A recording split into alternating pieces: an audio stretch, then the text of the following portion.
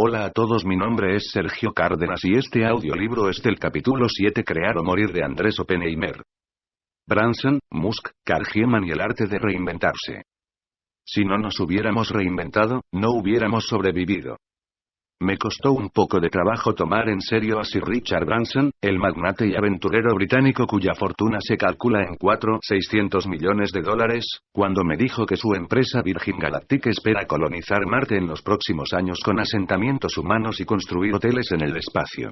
Estábamos ante las cámaras de televisión.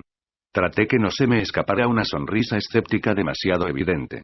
Pero, para mis adentros, me pareció la típica fanfarronada de un millonario excéntrico acostumbrado a hacer declaraciones ostentosas para publicitar alguno de sus nuevos proyectos.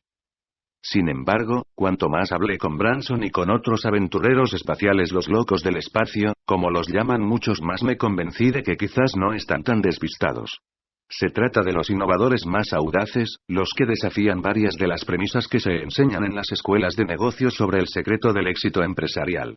Branson es un hombre que, en lugar de trazarse metas fijas, se reinventó una docena de veces, irrumpiendo en muchas ocasiones en terrenos de los que sabía poco o nada, como la aeronáutica civil o la exploración espacial.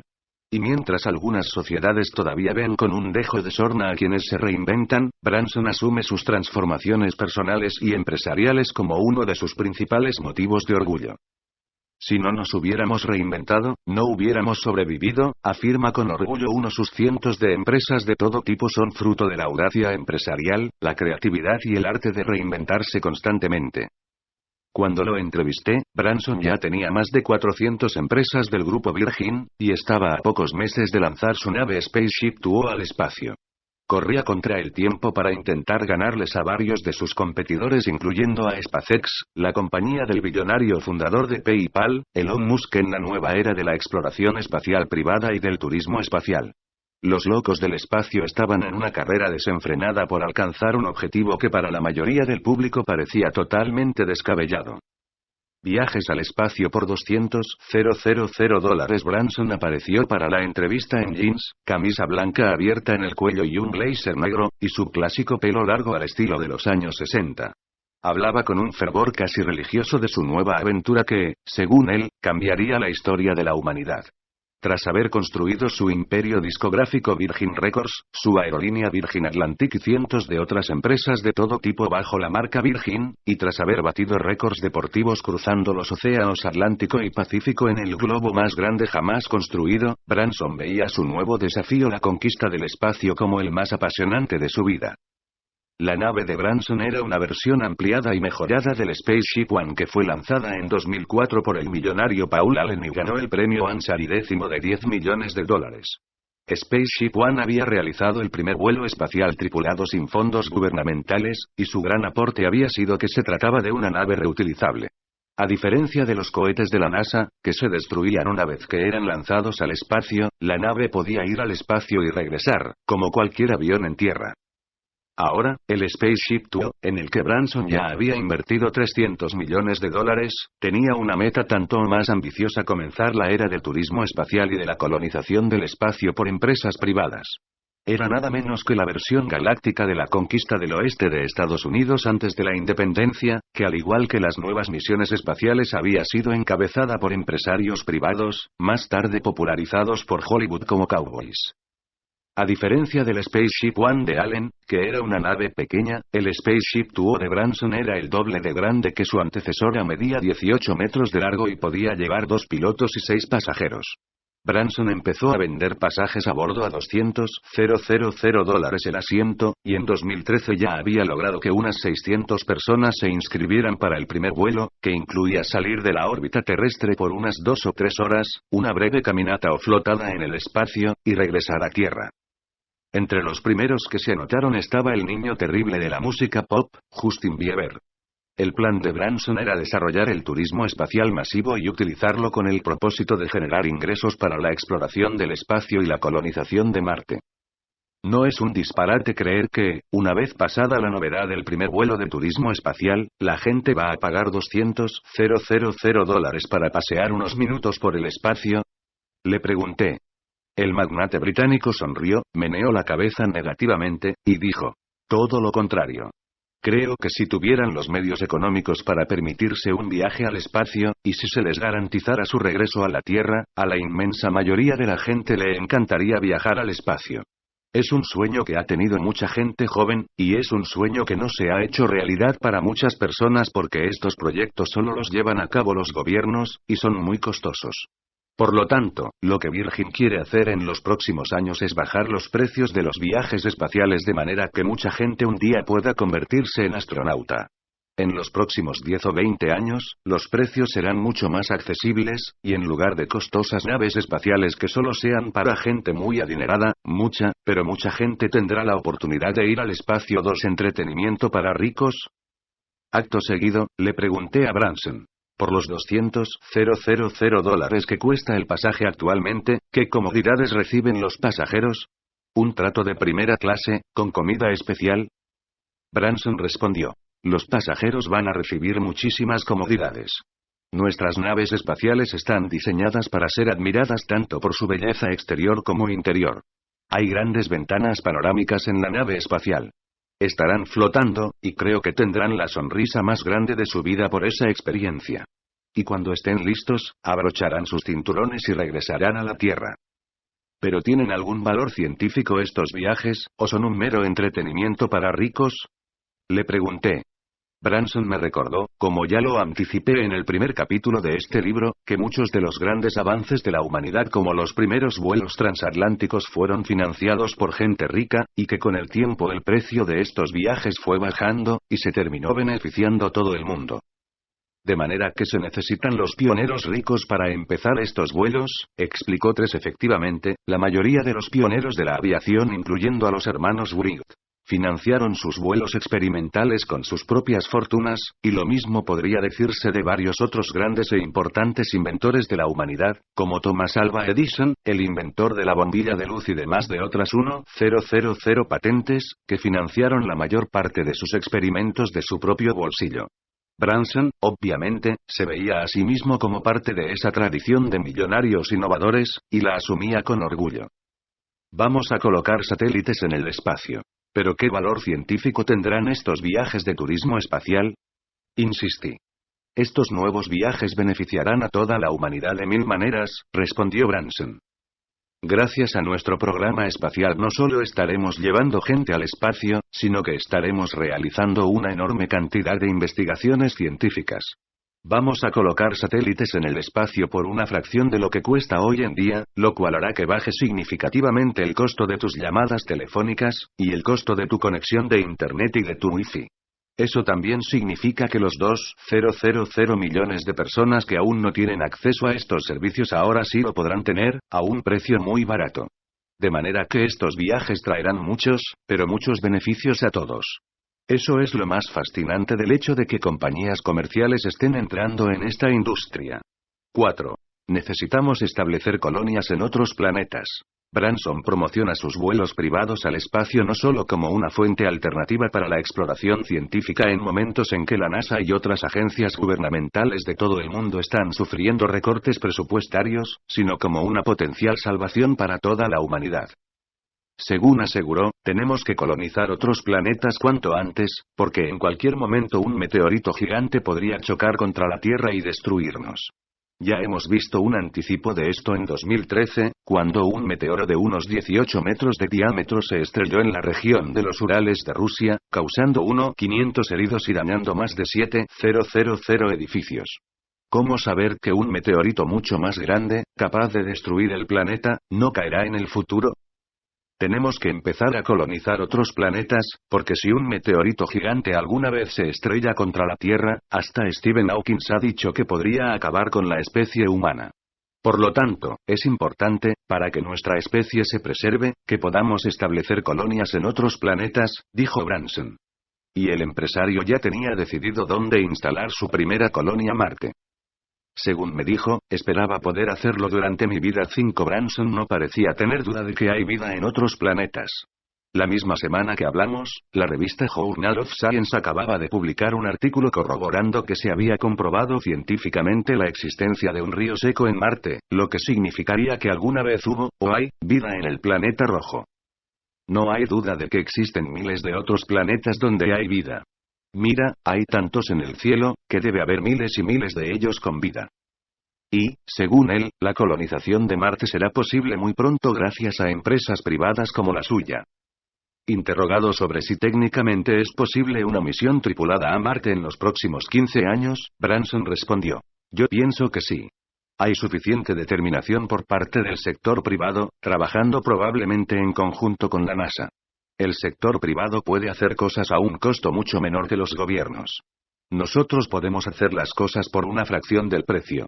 Si a nuestro programa espacial le va a ir tan bien como nosotros creemos, va a generar mucho dinero, y vamos a poder reinvertir esas ganancias en cosas como el programa de Marte y convertir la colonización de Marte en una realidad. 6.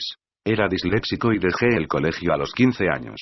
Si los rasgos más comunes de la gente innovadora son ser extrovertidos, eficientes, algo neuróticos, abiertos a la experimentación, y no demasiado preocupados por agradar al prójimo, Branson tiene una buena cuota de todos estos ingredientes. Hizo su fortuna desde muy joven, de la manera menos tradicional. Lejos de heredar una empresa o graduarse de una buena universidad, empezó de cero. Como él mismo lo relató, de niño era disléxico, muy mal estudiante y probablemente hoy en día hubiera sido diagnosticado con síndrome de déficit de atención, aunque entonces el término no se conocía. Yo era disléxico, me contó. Dejé el colegio cuando apenas tenía 15 años para fundar una revista que hacía campaña contra la guerra de Vietnam, que fue una guerra muy injusta, por lo cual quería darle una voz a los jóvenes. A lo largo de mi vida, lo que he hecho ha sido identificar situaciones en las que creí que podía entrar en acción y crear empresas para hacer una diferencia positiva en la vida de la gente. Por suerte, provengo de una familia donde hubo mucho amor, una familia unida, que siempre me apoyó en todo. Como muchos jóvenes británicos, Branson, hijo y nieto de abogados de clase media, fue enviado desde muy joven, a los 8 años, a un boarding school, o escuela de pupilos. Era la forma tradicional como las familias inglesas trataban de enderezar a sus hijos, e incentivar su independencia y su autosuficiencia. Branson recuerda que la pasó pésimamente mal en la escuela de pupilos. No solo era disléxico, sino también corto de vista. A pesar de que me sentaban en la primera fila de la clase, no podía leer el pizarrón. Solo después de algunos trimestres a alguien se le ocurrió que me revisaran la vista. E incluso, cuando podía ver, las letras y los números no me hacían ningún sentido, recuerda. Y como nadie había escuchado sobre lo que era la dislexia, no poder leer o escribir era visto por el resto de la clase y por los maestros como un defecto de una persona estúpida o vaga. Y en la escuela de pupilos te daban una paliza por ambas cosas. 7. Por suerte, Branson tenía una cualidad que le ayudó a compensar sus deficiencias académicas para sobrevivir en los años siguientes. Era un excelente deportista, que pronto se convirtió en capitán de los equipos de fútbol, rugby y cricket de la escuela. Es difícil sobreestimar cuán importantes son los deportes en las escuelas públicas inglesas. Si tú eres bueno en deportes, eres un héroe. Los muchachos mayores no te van a dar palizas, y los maestros no van a perder el sueño si no pasas los exámenes. Recuerda 8. Así y todo, Branson era más feliz cuando regresaba de visita a la casa de sus padres, en el pueblo de Shamley Green. Su madre siempre estaba obstinada en encontrarle tareas para que se mantuviera ocupado, como limpiar el jardín, y lo incentivaba a hacer trabajos para ganarse algún dinero, pero siempre con una sonrisa y un gran cariño. A los 13 años Branson se cambió a la escuela pública de Buckinghamshire, una escuela de 800 alumnos varones, donde encontró un nuevo refugio además de los deportes, la biblioteca. Aunque seguía batallando con su dislexia, descubrió después de que una lesión en la pierna lo alejó por mucho tiempo de la cancha de fútbol que le gustaba escribir, y comenzó a redactar una novela erótica. 2 años después, con un compañero de clase llamado John, y en medio de las rebeliones estudiantiles de los años 60, nació en él la idea de hacer una revista de la escuela que reflejara los reclamos de los alumnos. Barajaron varios nombres: Today, 1966, Focus, Modern Britain e Interview, hasta que al final se decidieron por Student. Terminarás en una prisión o haciéndote millonario. En busca de avisos y ayuda financiera para subvencionar la revista, Branson escribió cartas a 250 miembros del Parlamento británico, cuyos nombres encontró en el libro ¿Quién es quién?, así como a varias empresas cuyas direcciones halló en la guía telefónica. Ninguno respondió. Branson y su amigo decidieron que, para que la revista tuviera algún atractivo para posibles anunciantes, tenían que ampliarla con el propósito de que no solo cubriera su escuela, sino muchas otras. Eran los años de la guerra de Vietnam. Las protestas estudiantiles y todo lo relacionado con los estudiantes y el student power estaba de moda, recuerda Branson. La madre de Branson les prestó a los dos jóvenes 4 libras esterlinas para cubrir sus gastos de teléfonos y estampillas, y el padre hizo imprimir hojas con el membrete Student, la revista para los jóvenes británicos. Con el correr de las semanas, mientras las calificaciones de Branson en la escuela iban de mal en peor, Student se convirtió en el centro de su vida.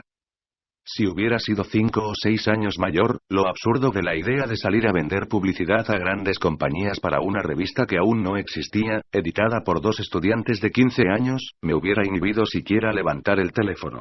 Pero era demasiado joven para contemplar el fracaso, recuerda Branson 9. Pero después de algunos meses, Branson tuvo su golpe de suerte, logró vender un anuncio por 250 libras esterlinas y pudo convencer al artista Gerald Scarfe de que concediera una entrevista y donara una caricatura a la revista.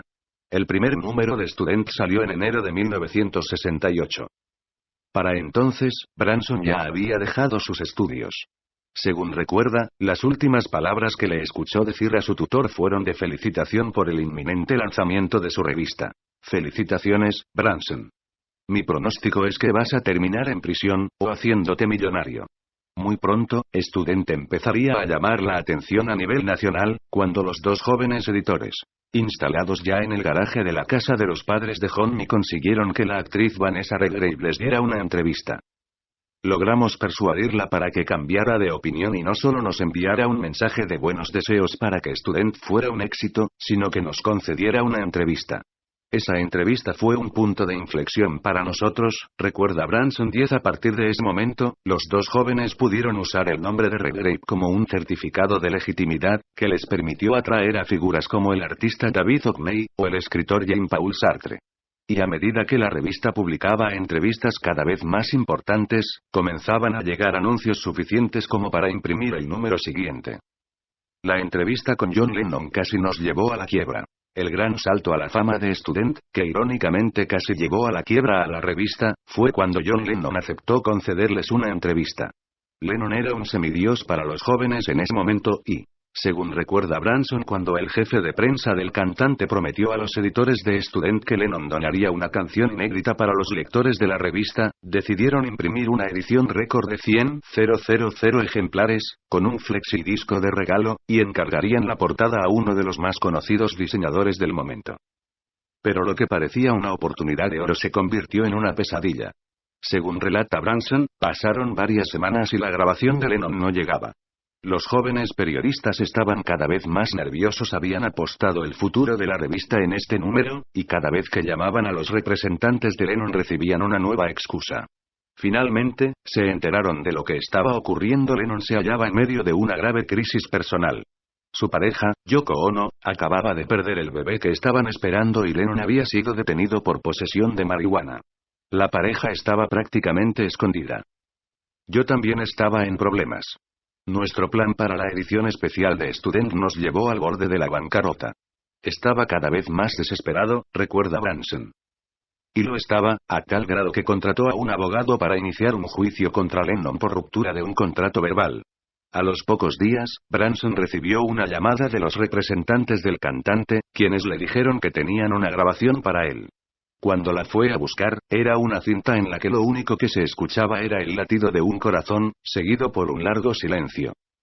Es el latido del corazón de nuestro bebé. El bebé se murió, le dijo Lennon, y agregó que lo que seguía era el silencio de nuestro bebé muerto, mientras Yoko lloraba a su lado, recuerda Branson. Un ayudante de Lennon, viendo que Branson estaba perplejo y desilusionado, atinó a agregar que el disco era arte conceptual 11. Sin saber qué decir, si proseguir con el juicio contra Lennon o publicar el disco, Branson decidió rediseñar la portada de la revista, asumir las pérdidas y seguir adelante. He tenido muchos fracasos en mi vida. A partir de allí, la carrera de Branson, como la de casi todos los emprendedores exitosos, fue una montaña rusa de éxitos y fracasos. Según me dijo, si uno no falla, no puede lograr nada. Un emprendedor no debe tener miedo al fracaso. Si se fracasa, hay que tratar de nuevo. Y si se fracasa de nuevo, hay que tratar de nuevo, hasta triunfar. Para tener éxito, a veces tienes que sufrir fracasos en el camino. Eso hace que el éxito sea tanto más satisfactorio. 12. Una de las anécdotas favoritas de Branson para ilustrar su glorificación del fracaso como una de las vías hacia el éxito es la historia de los Beatles. En los años 60, este grupo de rock había sido rechazado por 7 compañías disqueras antes de encontrar una que les diera cabida. No importa cuán buena es una idea, siempre puede fracasar una o más veces antes de despegar exitosamente, señaló. ¿Cuál fue el fracaso que más lo marcó en su vida? Le pregunté a Branson después de nuestra entrevista para la televisión. He tenido muchos fracasos en mi vida, respondió. Los 2 primeros negocios que emprendí eran pequeñas empresas y ambas fracasaron. Cuando estaba en la escuela, quise asegurarme de que cuando saliera tuviera un poco de dinero, así que planté un montón de árboles de Navidad. Para cuando yo terminara la escuela, los árboles ya habrían crecido y yo los podría vender. Pero llegaron los conejos y se los comieron todos. Luego traté de hacer lo mismo con unos loritos que la gente compra como mascotas, llamados budgerigars. Había escuchado que se reproducen muy rápido. Pero llegaron las ratas y mataron a todos los loros. De manera que desde muy temprano aprendí el arte del fracaso. 13 Muchos años después, ya convertido en millonario, Branson siguió acumulando éxitos y sufriendo fracasos. A los pocos años de su lanzamiento, la revista Student colapsó por falta de ingresos, aunque entonces el joven Branson ya se había diversificado y estaba comenzando su imperio de discos Virgin. Su fórmula era arremeter contra empresas mucho más poderosas ya fuera en la industria disquera, en la aviación o en cualquier otro ramo con una mezcla de irreverencia y creatividad, ofreciendo mejores precios, servicio óptimo, y un halo de solidaridad con el consumidor frente a los abusos de las empresas que dominaban el mercado. En algunos casos, llegó a extremos en su afán de presentarse como un David luchando contra los Goliaths de cada industria, como cuando llevó un tanque que disparaba humo a Times Square, el corazón de Nueva York, y lo apuntó contra el gigantesco letrero de Coca-Cola, como artilugio publicitario para promocionar su Virgin Cola. La receta de arremeter contra los grandes funcionó, en términos generales, aunque varias de sus empresas no sobrevivieron a la batalla. Según me contó con la mayor naturalidad. Creamos compañías que luego no funcionaron, o que poco después fueron aplastadas por otras empresas más grandes. Nos lanzamos contra Coca-Cola. Les estábamos ganando en varios países, pero enviaron sus tanques, tú sabes, bolsas llenas de dinero, y nuestra bebida gaseosa, Virgin Cola, desapareció de los estantes.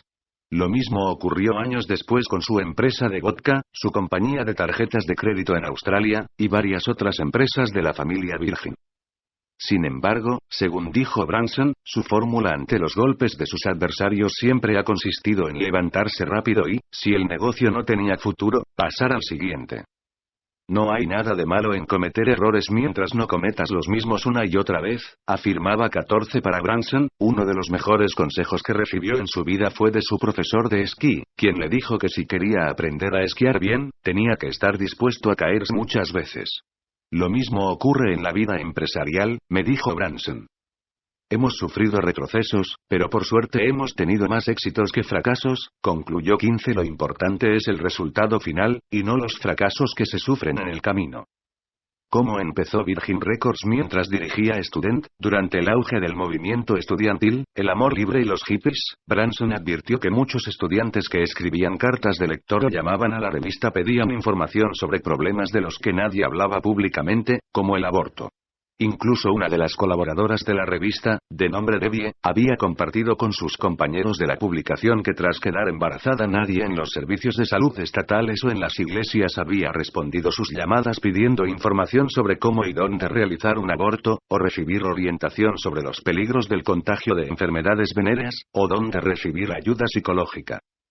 Hicimos una larga lista de los problemas típicos que enfrentan los estudiantes y resolvimos hacer algo al respecto, recuerda Branson. 16. La revista creó un centro de asesoría para los estudiantes, un servicio telefónico gratuito, y comenzó a distribuir panfletos en la calle promocionando el centro bajo el titular: Danos tus dolores de cabeza. La idea no era hacer dinero, sino promocionar la revista, recuerda Branson. Muy pronto comenzaron a llegar llamadas a granel, incluyendo las de varios médicos y algunas clínicas que ofrecían sus servicios a precios módicos, o las de adolescentes con tendencias suicidas que necesitaban hablar con alguien, y muchas veces acudían en persona a la revista para recibir ayuda. Y también, muy pronto, llegó la policía, notificando al joven Branson que estaba contraviniendo una ley que prohibía promocionar ayuda para el tratamiento de enfermedades venéreas. Branson argumentó que solo estaba ofreciendo asesoramiento, y accedió a cambiar la forma en que la revista promocionaba al centro, pero al poco tiempo la policía regresó y arrestó a Branson, que entonces tenía 19 años, por continuar violando la misma norma. Fue la primera de varias escaramuzas con la ley, que nunca amilanaron al empresario. El caso judicial me enseñó que, aunque era joven y usaba jeans y tenía poco dinero, no debía tener miedo a la intimidación oficial del establishment. Sobre todo, si podía conseguir un buen abogado, recordaría Branson años después. 17 Una de las cosas que enseguida le llamó la atención a Branson fue que todos los jóvenes que acudían al centro tenían una cosa en común: pasaban gran parte de su tiempo escuchando música. Todos usaban el poco dinero que tenían para comprar el último disco de los Rolling Stones, de Bob Dylan o de Jefferson Airplane.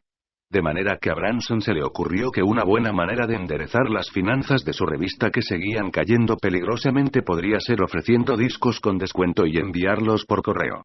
Y en la siguiente edición de Student colocó un anuncio ofreciendo discos por correo con importantes rebajas.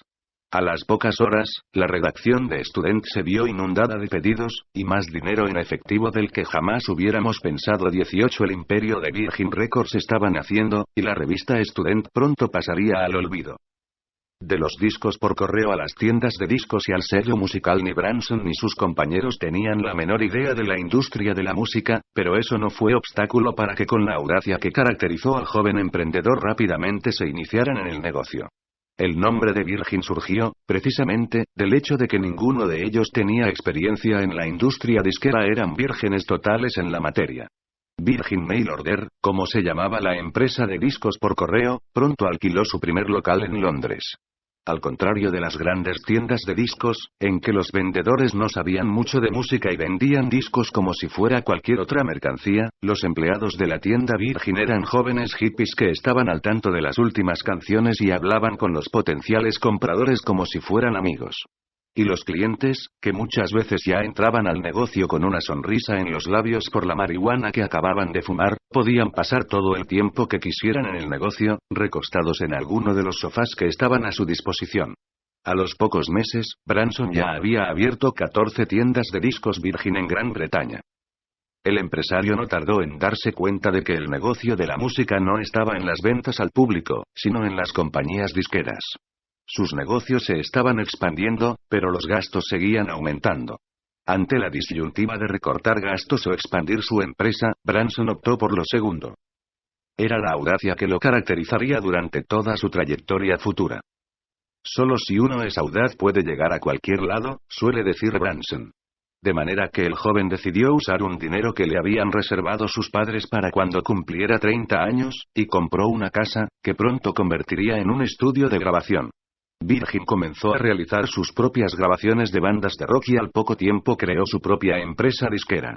Para entonces, la revista Student consumía tanto tiempo, y significaba tantas pérdidas, que Branson y sus compañeros decidieron discontinuarla. El negocio de la música ya les parecía mucho más apasionante. A la cárcel por evasión de impuestos en 1971, cuando Branson tenía 20 años, sus compañías disqueras seguían creciendo, pero también seguían perdiendo dinero. El problema era que Virgin ofrecía grandes descuentos por sus discos y gastaba tanto dinero en promoción, alquileres y envíos postales, que no podía ganar dinero. Y, para colmo, una huelga del servicio de correos había golpeado fuertemente la operación de venta de discos con descuento por correo. Las empresas llegaron a un punto en que debían 15.000 libras esterlinas, sin contar con la hipoteca de 20.000 que debían al banco por la compra de su estudio de grabación. A Branson no se le ocurrió mejor idea que vender discos traídos del exterior de Londres sin pagar tarifas aduaneras. Era un plan que violaba la ley. Pero hasta ese momento siempre me había salido con la mía quebrantando las reglas.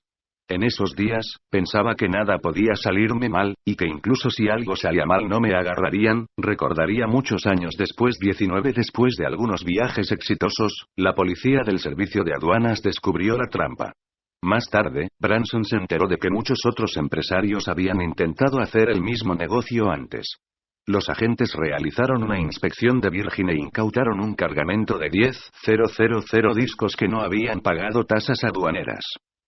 Pasé la noche en prisión, durmiendo sobre un colchón de plástico negro con una almohada vieja, recuerda Branson. La primera parte de la predicción de su tutor en la escuela se había materializado, había acabado en prisión. Branson logró salir al día siguiente después de pagar una fianza de 15.000 libras esterlinas y con la promesa de pagar una multa de otras 45.000 en 3 cuotas durante los 3 años siguientes. Si no pagaba, el joven sería arrestado de nuevo y sometido a juicio. Branson todavía no había cumplido 21 años, y sus empresas ya estaban quebradas, y además tenía que pagar 45.000 libras esterlinas para no ir a prisión.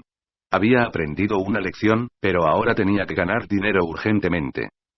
Evitar regresar a prisión fue el incentivo más convincente que jamás tuve, bromearía en sus memorias 20 para su suerte. En 1973 uno de los músicos de su sello Virgin Music lanzó un disco que en cuestión de semanas batió récords de ventas. Salvó de la bancarrota a la empresa y poco después reportó enormes ganancias. Se trataba del disco Tubular Bells, de Michael Field, que ganó los discos de plata, oro y platino, habiendo vendido más de 1 millón de copias. De la noche a la mañana, a los 22 años, Branson recuperó con creces el dinero que debía e instaló el nombre de Virgin en la industria disquera. La compra de la compañía aérea El Emporio Musical de Branson prosperó con varios otros éxitos musicales de los Sex Pistols, The Boy George y de otras bandas de rock y punk. A comienzos de los años 80, Virgin se expandió y creó una editorial especializada en libros de música rock y en deportes. En 1984 Branson recibió la llamada telefónica de un abogado de Estados Unidos, que le preguntó si estaba interesado en comprar una línea aérea. Randolph Fields estaba buscando inversionistas para relanzar lo que había sido la aerolínea de vuelos económicos de Sir Freddie Laker, que volaba de Londres a Nueva York y que había quebrado 2 años antes. Obviamente, este abogado había contactado a muchos otros inversionistas antes que a mí, ya que difícilmente el dueño de una compañía musical hubiese sido su primera opción, recuerda Branson 21. A Branson empezó a gustarle la idea, porque como empresario musical viajaba constantemente, sufría por el mal servicio que ofrecían las empresas aéreas, y pensaba que una aerolínea con un mejor servicio y buenos precios podía ganar un nicho del mercado. Pero como le ocurrió antes con la industria de la música, no sabía nada del negocio de la aviación. La única empresa que ofrecía vuelos económicos transatlánticos en ese momento era People Express. Branson quiso saber cómo le estaba yendo a esta compañía, y llamó para reservar un pasaje. Pero el número estaba ocupado. Intentó nuevamente, toda la mañana, y no pudo comunicarse. Concluí que People Express o bien estaba siendo muy mal administrada, en cuyo caso serían un objetivo fácil para hacerles la competencia, o había tanta gente llamando para comprar pasajes, que había lugar para un competidor. Fue el hecho de que el teléfono siempre sonó ocupado todo ese sábado, más que cualquier otra cosa, lo que me animó a pensar que podíamos manejar una línea aérea, recuerda Branson 22. El vuelo inaugural de Virgin Atlantic, el 19 de junio de 1984, casi termina con la empresa antes de empezar, pues 2 días antes de que partiera en su primer viaje de Londres a Nueva York, con 250 periodistas invitados a bordo, el avión sufrió una explosión en uno de sus motores durante un vuelo de prueba.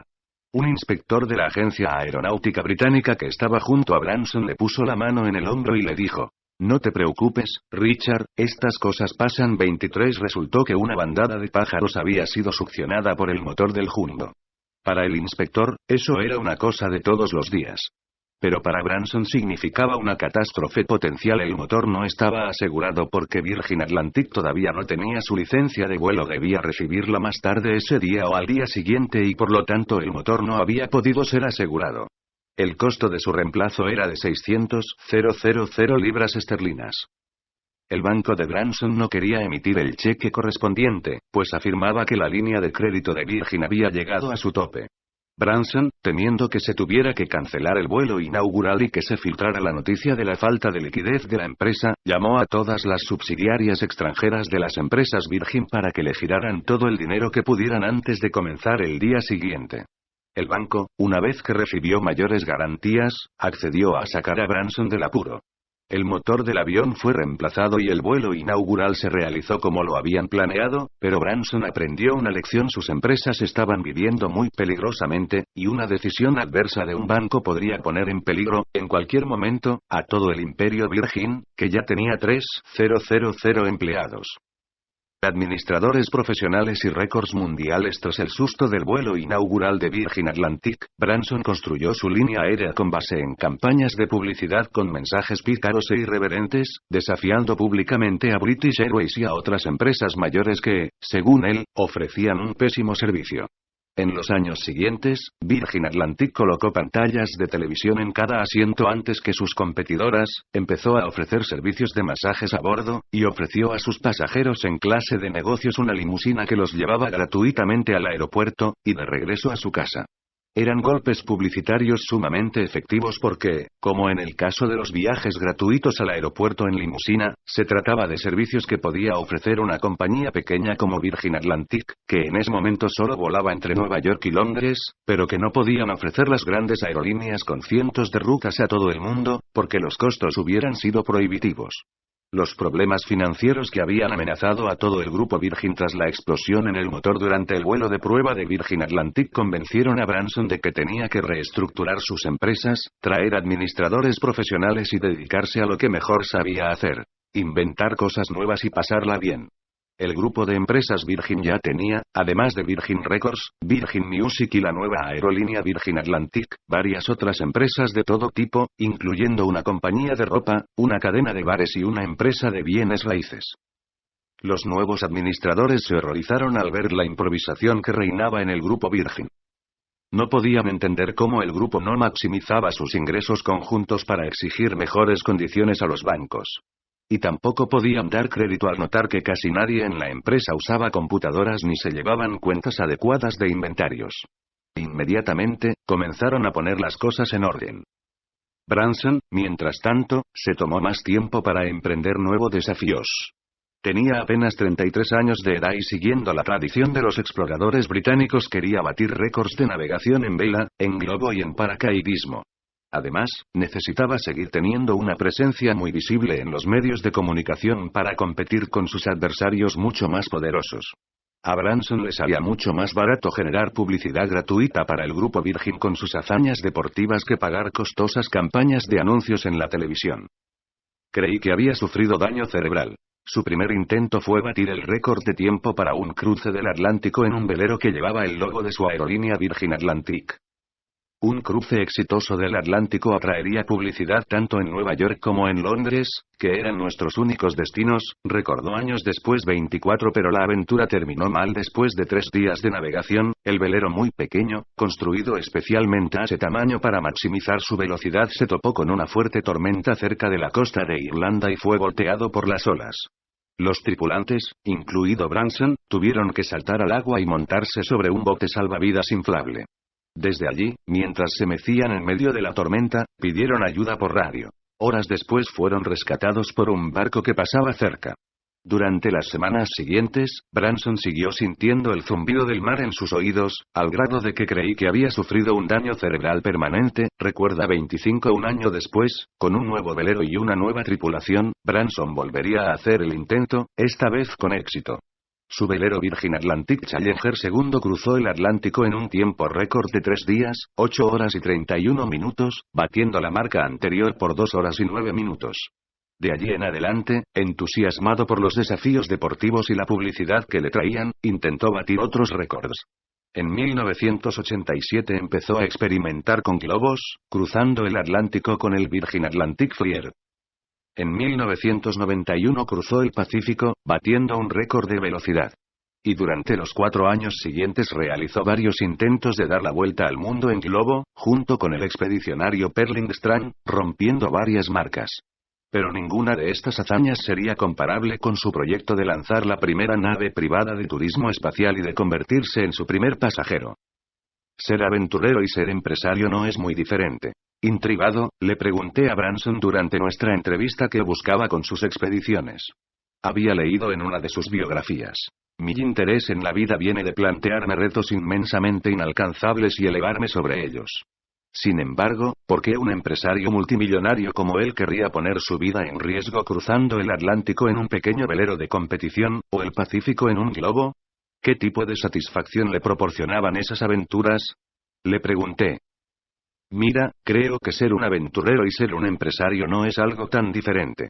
Si alguien me dice, nadie ha cruzado el Canal de la Mancha, o el Océano Atlántico, o el Pacífico, ni ha dado la vuelta al mundo en un globo, y yo vuelo en globo, voy a tratar de ver si puedo vencer los problemas tecnológicos, voy a tratar de entrenarme físicamente para hacerlo, y al final voy a decir, ¿qué diablos? Hagamos la prueba.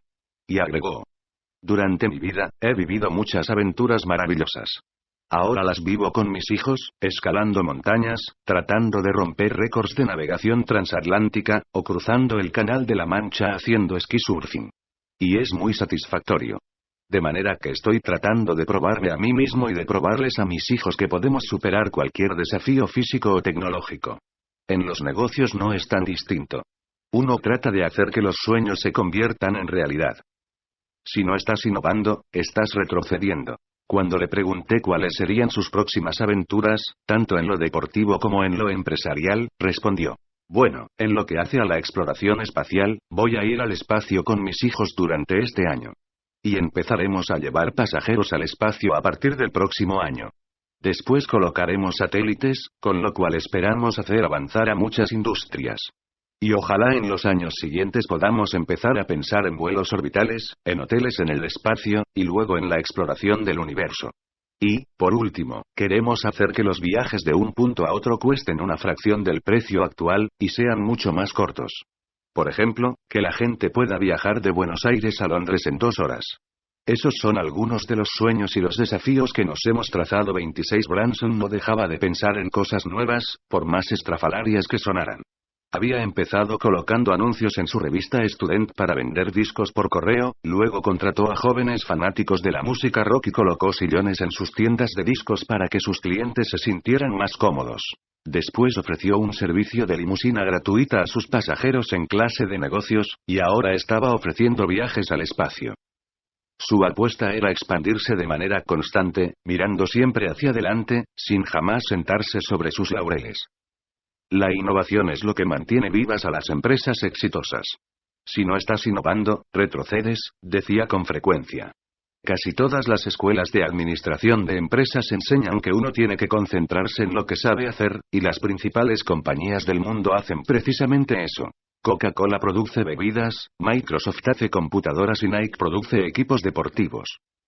Pero Virgin era la excepción a la regla, aunque todas las empresas del grupo tuvieran características comunes, como ofrecer una experiencia divertida por un precio más bajo. Susanna Branson. Su filosofía es innovar constantemente en todos los terrenos, aunque muchas veces sea el camino más difícil. Elon Musk y su proyecto SpaceX. Elon Musk, el joven nacido en Sudáfrica que tras graduarse en física por la Universidad de Pensilvania y obtener su título en administración de empresas de Wharton hizo su fortuna fundando PayPal, la compañía de pagos por Internet, era el principal competidor de Branson en la naciente industria de los vuelos espaciales privados, y para muchos el más serio de los dos. Tras la venta de PayPal por $500 millones en 2002, Musk, que tenía una mayoría accionaria de casi 12% de la empresa, podría haberse comprado una isla en el Pacífico y dedicado a vivir una vida tranquila, haciendo inversiones en bienes raíces o en la bolsa. Tenía apenas 30 años de edad y una fortuna personal de más de $150 millones. Sin embargo, al poco tiempo creó 3 compañías en las que invertiría la totalidad de su fortuna personal: la empresa de exploración espacial SpaceX, la compañía de autos eléctricos Tesla, y la empresa de energía solar SolarCity. Al igual que Branson, o quizás aún más, Musk era un empresario idealista. Le interesaba más pasar a la historia como un benefactor de la humanidad que como un empresario exitoso. Pero Musk veía su empresa espacial como un proyecto científico y como un emprendimiento mucho más serio que el de Branson. Mientras este generaba titulares de prensa en todo el mundo reclutando a Justin Bieber para uno de sus primeros vuelos de turismo espacial, Musk dirigía silenciosamente sus proyectos espaciales a largo plazo con la NASA. Y la NASA, claramente, tomaba a Musk más en serio que a Branson. En 2008 recibió un contrato por $600 millones de la NASA con el objetivo de enviar al espacio 12 vuelos de carga para suplir y, eventualmente, enviar astronautas a la Estación Orbital Internacional. Y a partir de 2009 SpaceX se convertiría en la primera empresa comercial que realizaría vuelos de carga regulares para la NASA. Cuando le preguntaban a Musk sobre su competidor, Branson, y los vuelos de turismo espacial de Virgin Galactic, el empresario sudafricano-estadounidense sacaba a relucir las diferencias. No tengo nada contra el turismo. Richard Branson es brillante para crear una marca, pero no es un tecnólogo. Lo que él está haciendo es fundamentalmente un entretenimiento, y eso está muy bien, pero no creo que afecte en gran medida el futuro de la humanidad. Eso es lo que estamos tratando de hacer nosotros, decía 27. Aunque su compañía de autos eléctricos Tesla atraía cada vez más la atención de los medios, Musk estaba obsesionado con su proyecto espacial. Según decía, en la historia de la humanidad solo había media docena de eventos realmente importantes, como la creación de la vida a partir de una célula, la vida multicelular, la diferenciación entre las plantas y los animales, y el movimiento de los animales desde el agua a la tierra. Y el próximo gran momento será la vida multiplanetaria, una aventura sin precedentes que aumentaría enormemente la riqueza y la variedad de nuestra conciencia colectiva. 28. Asimismo, nos servirá para protegernos de una enorme y creciente variedad de amenazas a nuestra supervivencia. Un asteroide o un supervolcán podrían destruirnos, pero también enfrentamos peligros que los dinosaurios nunca enfrentaron: un virus hecho por el hombre, una guerra nuclear, la creación inadvertida de un microagujero negro, o alguna otra tecnología que todavía no conozcamos y que podría terminar con nosotros. Tarde o temprano, tenemos que expandir nuestra existencia más allá de esta pequeña bola de barro donde vivimos, o nos vamos a extinguir. 29. El principal obstáculo para el descubrimiento de nuevos planetas habitables era el enorme costo de las naves espaciales no reutilizables, por lo cual Musk estaba decidido a solucionar ese problema construyendo naves espaciales reutilizables, mucho más baratas que las de la NASA. Yo nunca me rindo. Los primeros 3 intentos de vuelos orbitales de SpaceX fracasaron de manera estrepitosa, dejando a la empresa al borde de la bancarrota. En las 3 oportunidades, los vuelos tuvieron problemas técnicos y no alcanzaron a salir de la órbita terrestre. Durante el primer intento, uno de los motores de la nave se dañó al minuto del despegue. En el segundo intento la nave logró salir al espacio, pero no pudo entrar en órbita.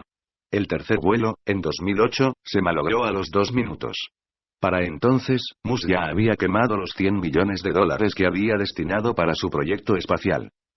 Para colmo, su empresa de autos eléctricos Tesla se había quedado sin dinero. Su sueño de crear un automóvil eléctrico que ayudara a reducir el consumo de petróleo y la contaminación ambiental en el mundo estaba colapsando. Musk tenía que escoger entre quedarse con lo que le quedaba de su fortuna personal de PayPal, o invertir hasta su último dólar en Tesla. Aunque asustado, no lo dudó, invirtió sus últimos $40 millones en la empresa de autos eléctricos, llevando su inversión personal en Tesla a un total de $75 millones. En ese momento, la vida personal de Musk también era un caos total. Se acababa de divorciar de su primera mujer, Justine, con quien tenía 5 hijos. Y 6 semanas después de pedirle el divorcio, Musk le envió un mensaje de texto a su ex-esposa diciéndole que se acababa de comprometer con una hermosa actriz británica, mucho menor que Justine, según relataría esta última más tarde en un artículo escrito para la revista femenina Marie Claire.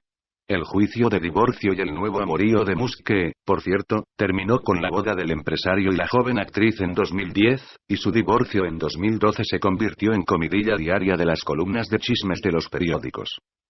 Elon estaba obsesionado con su trabajo cuando se hallaba en casa, su mente estaba en otro lado, decía Justine, su primera mujer. Lo que decía Elon era lo que se hacía, yo le decía todo el tiempo: soy tu mujer, no tu empleada.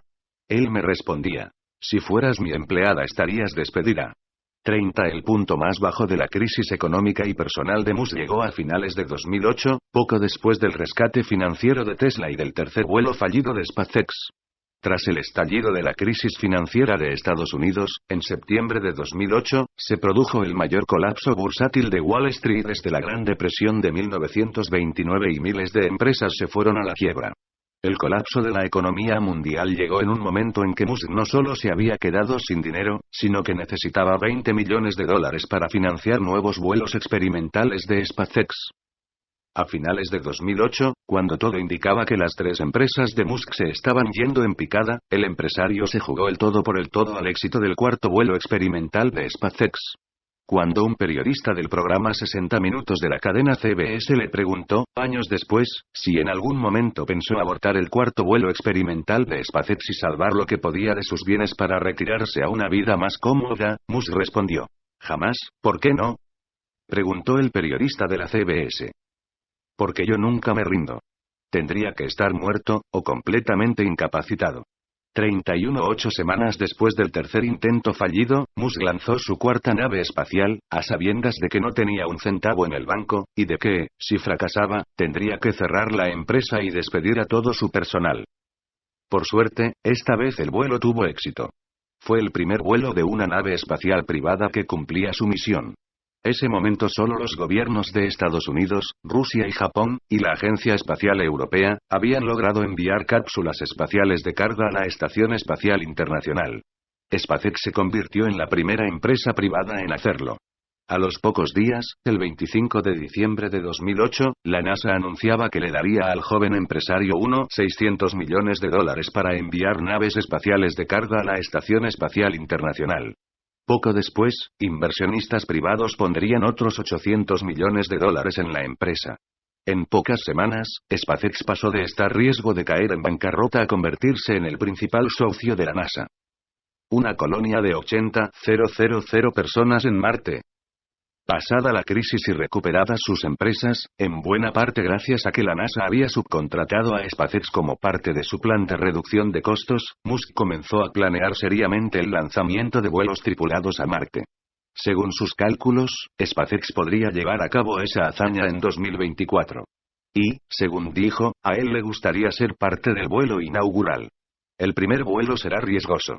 Si estuviera tranquilo de que la misión de la empresa continuaría, y si mis hijos ya hubieran crecido, formaría parte de la primera misión, aseguró 32 cuando le preguntaron si no sería mejor que solo los gobiernos se encargaran de la exploración de otros planetas. Musk respondió que los gobiernos son mucho más efectivos cuando apoyan la investigación básica que cuando promueven la investigación y el desarrollo de proyectos comerciales.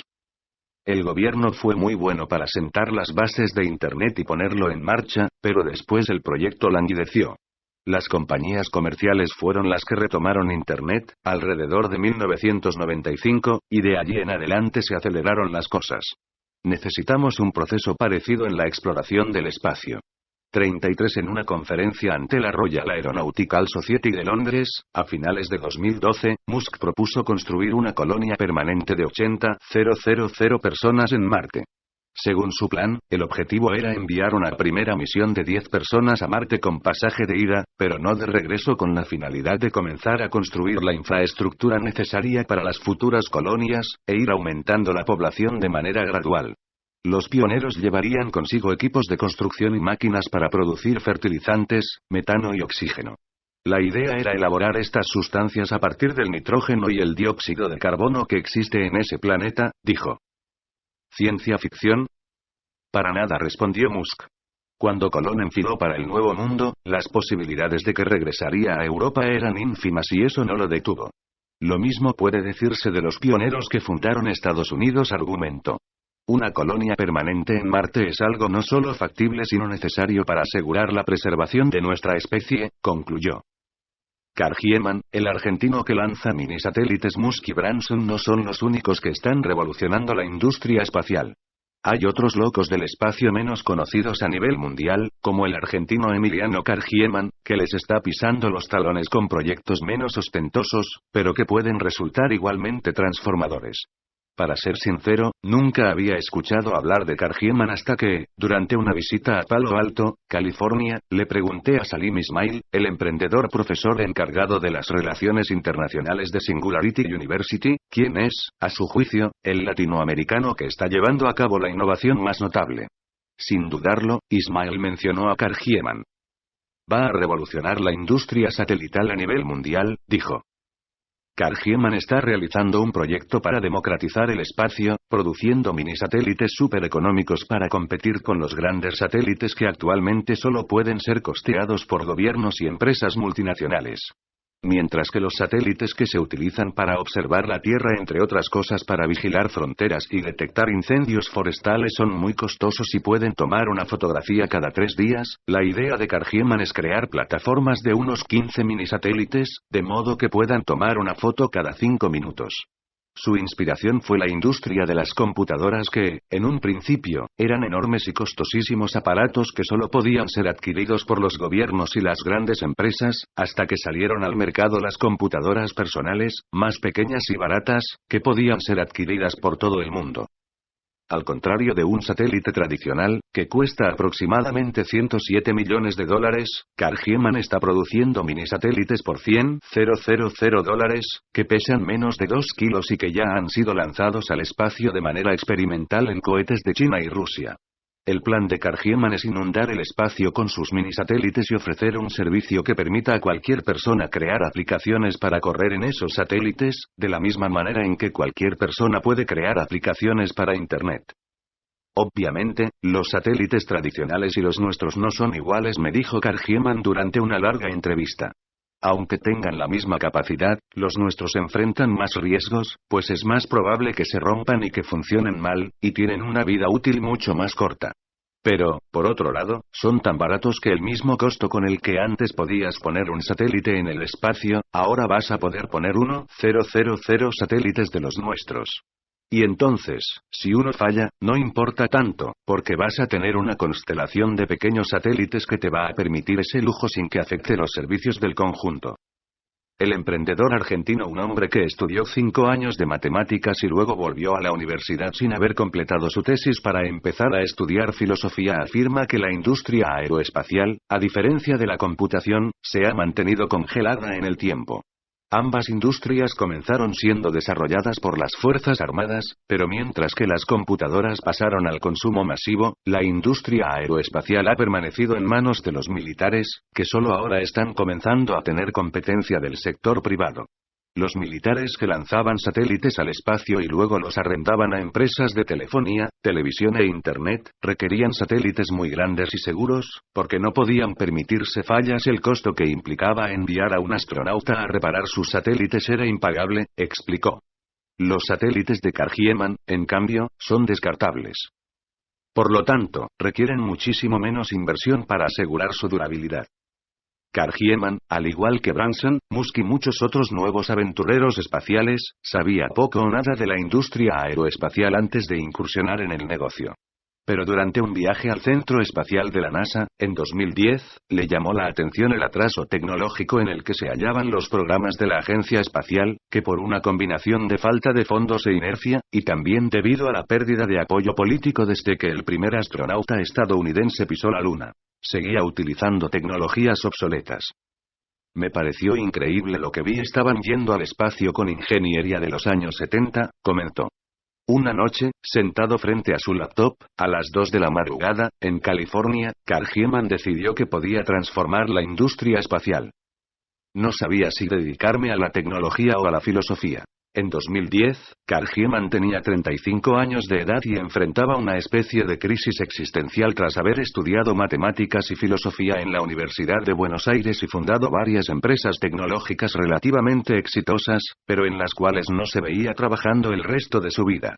Hijo de un psiquiatra y de una psicoanalista de Buenos Aires, la ciudad que según muchos tiene la mayor cantidad de psicólogos per cápita del mundo, Kargieman siempre fue un apasionado de la computación, desde que sus padres le regalaron su primera computadora, una Timex Sinclair, a los 9 años. Desde niño, me quedé prendado de las computadoras, recuerda. Siendo adolescente se convirtió en un hacker, influido, entre otras cosas, por la película Juegos de Guerra, el filme estadounidense de 1983 en el que un joven hacker se infiltra en las computadoras del gobierno, y por su primo Iván, que tenía un módem y ya comenzaba a experimentar con el nuevo aparato. Juntos, los jóvenes comenzaron a hackear teléfonos públicos y computadoras ajenas, ganándose cierta fama entre sus pares y, como sucedía con muchos otros hackers, asesorando a empresas sobre cómo proteger sus sistemas. Todavía muy joven, Kargieman hizo su primer trabajo para la Dirección General Impositiva DGI, la agencia recaudadora de impuestos de Argentina. El director de la GI había contratado a un amigo de Kargieman para que juntara un grupo de hackers y probaran cuán seguros eran los sistemas de la agencia impositiva. De allí en adelante surgieron cada vez más pedidos de empresas y agencias gubernamentales para que los jóvenes hackers trataran de vulnerar sus sistemas de seguridad con el fin de comprobar dónde estaban sus fallas. Tuvieron tantos pedidos que, a los 19 años, Kargieman y su primo Iván fundaron una empresa llamada Core Security Technologies con la cual comenzaron a ofrecer sus servicios a clientes en el exterior. Al poco tiempo, tuvieron su primer cliente extranjero, una empresa canadiense. Una vez que entras en ese circuito, es como una confabulación, todos se hablan con todos, y una vez que te conocen y haces un buen trabajo, te llaman, recuerda Kargieman. En 1998, cuando tenía 23 años, tuvo que abandonar la redacción de su tesis de grado en matemáticas para mudarse a California. Su empresa estaba creciendo rápidamente y sus fundadores veían grandes oportunidades en los mercados de Brasil y Estados Unidos. Y no se equivocaron. Core Security Technologies hoy día con sede en Boston y con más de 100 empleados en Estados Unidos y otros tantos en Argentina, pronto fue contratada por grandes empresas multinacionales, como Amazon. Core Security Technologies siguió creciendo, pero Kargieman se retiró en 2006 para cofundar Aconcagua Ventures, una empresa de capital de riesgo, con varios socios inversionistas. La idea era excelente, recuerda Kargieman, aprovechar el talento de jóvenes argentinos como él para invertir en sus ideas y convertirlas en empresas globales. Pero las cosas no funcionaron como él esperaba, en parte porque la crisis económica mundial de 2008 provocó que los inversionistas fueran mucho más cuidadosos a la hora de apoyar proyectos incipientes. Fue una experiencia muy frustrante, recuerda Kargieman. El joven empresario quería invertir en muchos proyectos, pero el consejo técnico de Aconcagua Ventures solo terminó apoyando 4 inversiones. De ellas, solo una estaba yendo viento en popa. Decepcionado, Kargieman comenzó a pensar en crear una nueva compañía que lo entusiasmara. Entonces se dedicó a estudiar filosofía. En 2009, ya casado, sin hijos y con algunos ahorros. No muchos, porque en Core reinvertíamos en la empresa todo lo que entraba, aceptó una oferta para realizar una consultoría en la Universidad de La Laguna, en las Islas Canarias, donde permaneció unos 6 meses. De allí regresó a Buenos Aires y, a principios de 2010, sin decidir todavía si iniciaba una nueva empresa o dedicaba el resto de su vida a la filosofía, convertido en profesor universitario, vio en internet el llamado que hacía Singularity University, en Palo Alto, California, para un curso de verano en el que se presentarían las últimas novedades sobre innovación, y se inscribió. Llegué al curso y me senté frente a una mesa, delante de la cual había un tipo que, cuando le pregunté qué hacía, me contó que estaba organizando una empresa para enviar cosas a la luna. Recuerda Kargieman. Lo miré para constatar que no estaba bromeando. Era Robert Bob Richards, uno de los fundadores de Singularity University y precursor de Moon Express. Cuando le pregunté cuál era su modelo de negocios, no me quiso contar mucho. Pero me obligó a pensar en el asunto. Entonces me di cuenta de que había mucho por hacer en la industria espacial. 34 La noche que le cambió la vida. Durante los días siguientes, Kargieman comenzó a estudiar el tema de los satélites, aprovechando que Singularity University se encontraba en el campus del Ames Research Center de la NASA.